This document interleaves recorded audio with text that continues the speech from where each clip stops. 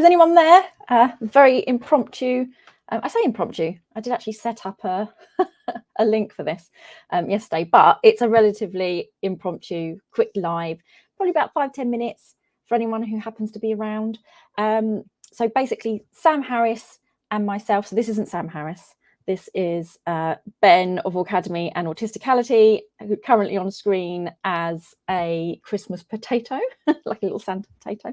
But myself, Dr. Chloe Farahart, and Sam Harris of Neurodive, who is relatively new now, going to be starting doing ADHD by tangent corners on Academy, which we had the first one on Monday. But Sam and I are doing a webinar tomorrow. Tomorrow is Thursday, the 8th of December, and we are going to be covering in that webinar, how do we create neurodivergent friendly festive seasons for autistic people, ADHD people, ADHD people, PDAs and so on. So while we're focusing on neurodivergent festive seasons, really we're also going to be talking about some of the key things that as autistic people, for instance, we might struggle with. So the social expectations and demands that might be placed on us when we have family members and so on coming in, the change that happens. There's so much change sensory wise, social wise, routine and activity wise at Christmas time or festive season time if you don't celebrate Christmas necessarily. And so we're actually going to be talking about some of the key differences and difficulties we might experience as autistic people and what you might actually do to try to reduce those difficulties. So it is going to be brief today, but feel free to let us know in the comment section. What would a neurodivergent friendly festive period look like in your house in particular? So while, if there's anyone there, there's a few people who've worked out we're online right now, feel free to let us know in the comment section, what would a neurodivergent friendly festive period look like in your house? While people are thinking about that, I'm just going to give you a little bit of detail about what we are doing, Sam Harris and myself. So Sam is an ADHDer, been working with young people for over a decade, I believe. Is that right, Ben? He said on Monday in the Tangent Corner. I think it's over a decade working with young people. Ben, as a potato, is just blinking at me, just sort of like, I don't know, I'm not sure. And he's really, really good at recognising the differences and needs that neurodivergent people might have. So we're both bringing different hats, if you like, to that session tomorrow. I'm kind of Christmassy today, almost. It wasn't meant to be Christmassy, but I've got green eyeshadow and sort of red lipstick and white mascara on. It's actually because I'm wearing a t-shirt that's red and green that says, "Give Quiche a chance." If you're from the UK and anywhere upwards of 35 years and up, you might know what that is in reference to, but it's not particularly Christmassy. So tomorrow's session, if you wanted to grab some tickets to come and have a very small discussion, so you might get a chance if you wanted to have a bit of a discussion one-to-one with Sam and myself, ask some questions, some key things. And I'm just going to grab, what's the other thing I need to grab for people? So if you want to find this webinar, it should be recorded as well. So if you don't manage to make it to the actual live part of the webinar, so I know we had somebody on Academy asking who's actually in Australia, and so they will potentially get a ticket and then they can watch the recording afterwards. But if you search on Eventbrite or just go to Academy's main page, I think Autisticality, you've also, Ben, haven't you, on your page, Autisticality flagged the webinar. You can grab a ticket. So we're doing that 7 p.m. London time tomorrow. 2.5 hours, so plenty of time if you wanted to have any discussion. So it's not necessarily you're not just going to be talked at. So if you wanted to have any discussion with us, you are more than welcome. And so we're going to talk about a number of those things that might impact us over the Christmas period. I'd already asked, let's see if anyone's come up with something. So we've got Tracy K over on YouTube. The best gift ever, nobody doing gifts. Yes, so this is one of the key things I will be talking about tomorrow, and so we'll do a little spoilers for tomorrow then for the actual webinar itself. So that is one of the many things that potentially non-autistic people, or just those who aren't in the know yet, won't necessarily understand. They feel that we should be really grateful and excited and happy, whether we're a child or an adult who's autistic or ADHD or PDA or both or all or three. Don't necessarily understand our difficulties with presents and gifts. And there's a number of things that tie into our difficulties. And I am very much one of these autistic people. I really do not like presents. I don't like gift giving. I like if somebody asks and I can tell them what I would like. And ideally, I would also make sure that that's not expensive, because then that ties into a lot of emotional difficulties, like feeling guilty and things like this. So I'm okay if it's a present that I know what it is and I'm expecting it, because lots of us as autistic people, not all, but lots of us really struggle with that unpredictable nature of gift giving. Me, I always say that I struggle because, one, my face apparently doesn't make lots of facial expression, so I have to train my face to make the right expression when somebody gives you a present. I have to kind of script as well how to respond, and the present itself, if it's unexpected, can also cause me some frustration and overwhelm, because there was nothing I could plan for, and that's actually quite stressful. So a lot of us might work with a need for predictability, and we do not have that at festive periods of gift giving, right? It's really, really difficult. So there's so many things tied up with gift giving. It's unpredictable. You can't plan if you don't know what the thing is. My brain works by thinking very vividly in pictures. So if there's nothing, I've got no sense of what I'm about to open, my brain is kind of, I don't know how to explain it, but it's just really blank. And that's not like my brain, or even worse, it goes off on all different tangents of what the present could possibly be. Where will it go? Is it going to make mess? Is it going to make noise? Is it, there's so many things that are tied up with that. So my idea of gift giving that I would enjoy is knowing what the thing is in advance. I don't know about you, Ben. I know you've been talking about you've been making lists, haven't you, for your parents in terms of what you would like for Christmas. Is that something you've always done? Is that just to make it sorry, go on.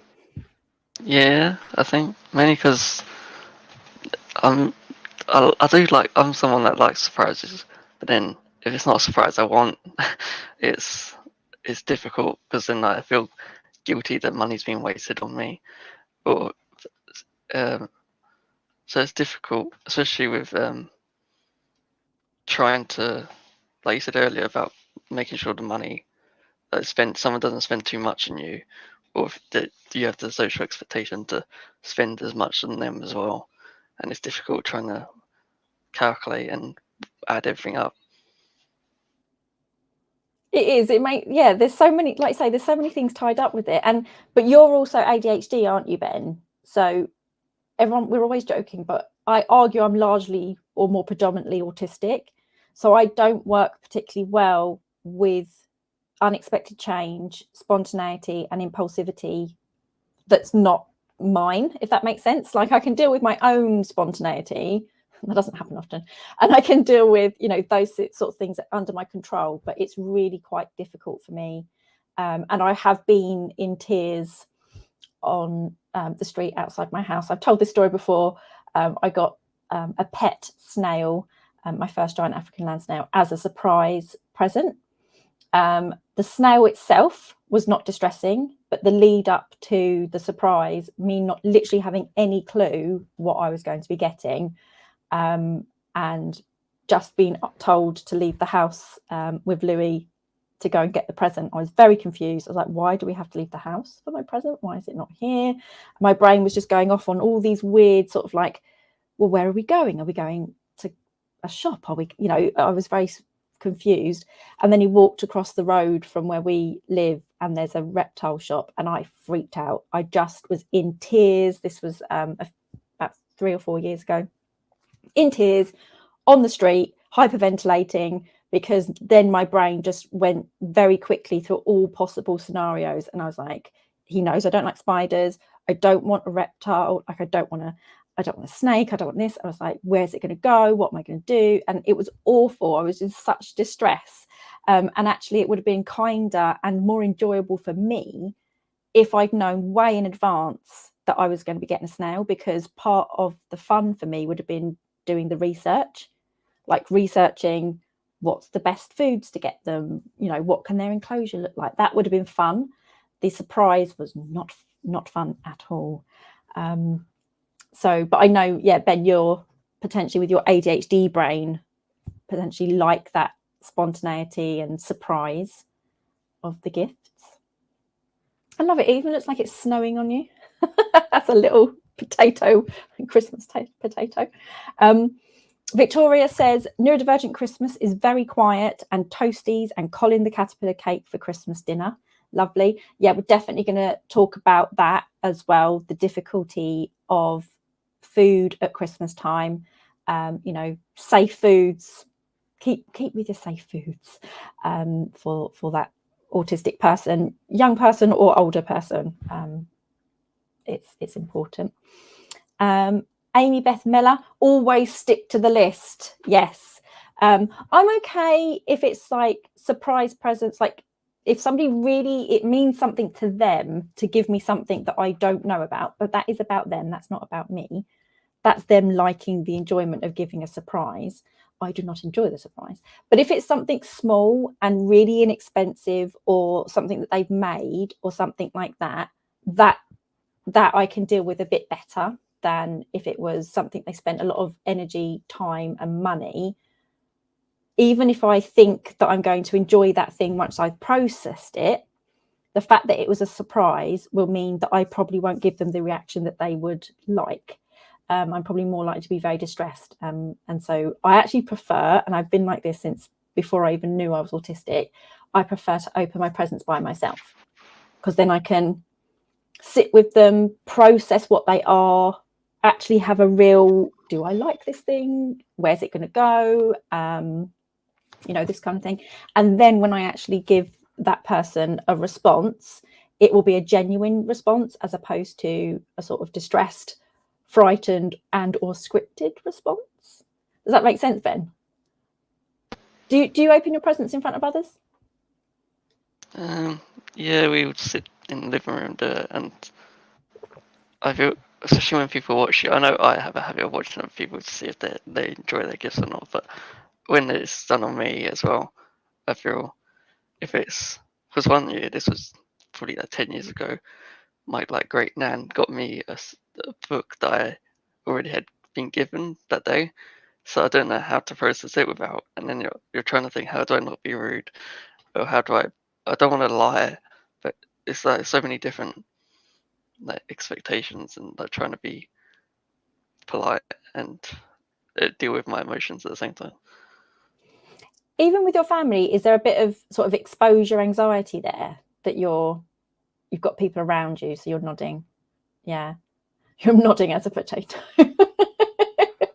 So yeah, that feeling that you're almost on display to some extent, maybe. Yeah, because that is the thing, isn't it? That, yeah, I'm the same actually. I do like to know what other people think of their present. I want to see when they open it and things like that.